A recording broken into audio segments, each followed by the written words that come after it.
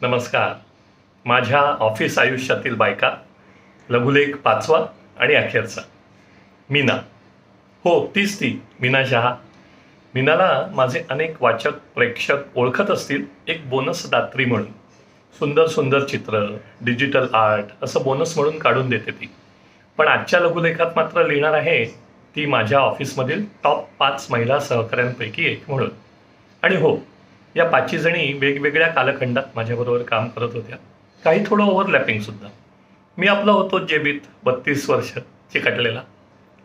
मीनाची आणि माझी ओळखच मुळी झाली ती IDMAमध्ये.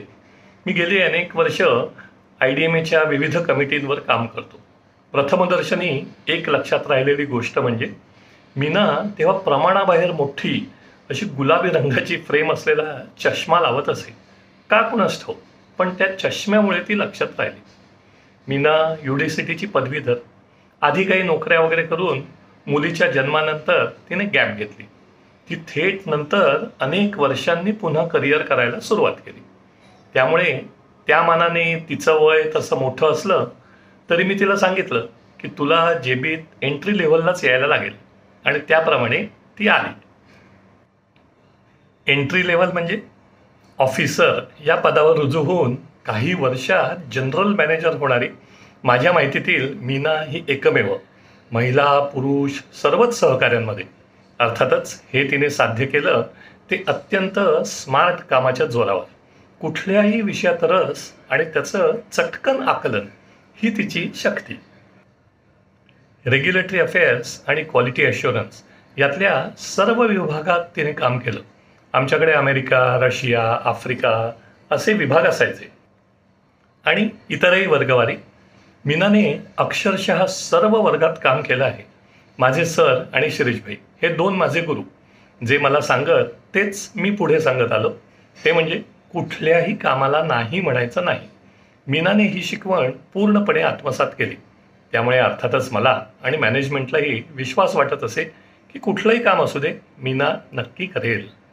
गोरा वर्ण, तरतरीत चेहरा आणि वाक्चातुर्य या गुणांमुळे मीना सर्व परदेशी पाहुण्यांवरही आपली लगेच छाप पाडत असे. मीनाचे कलागुण ऑफिसमध्ये असतानाच उलगडू लागले. कॉन्फरन्स रूममध्ये मीटिंग सुरू असली की ही आपली समोरच्या वहीत टॅबवर काहीतरी नक्षीकाम करत बसायची. म्हणजे जी काय चर्चा सुरू आहे त्यात लक्ष असायचं, पण एकीकडे आपलं नक्षीकाम, चित्रकला इत्यादी सुरू. नवीनतेची ओढ हा तिचा महत्त्वाचा गुण. मग ते एखादं सॉफ्टवेअर असू दे अथवा मित्रमंडळी. यथावकाश मीना ही जेबी सोडून गेली. नंतर तर नोकरी सोडून कन्सल्टंट झाली. अजूनही आहे. मी तिला गमतीने म्हणतो की कन्सल्टंट म्हणून तू मला सिनियर आहेस. आधी ओळख, मैत्री असलेले आणि मग माझे सहकारी झाले ऑफिसमध्ये असे पुरुष त्या तुलनेत खूप आहेत. स्त्री मात्र एकमेव मीना. त्यामुळे आमची मैत्री आज अजूनही टिकून आहे.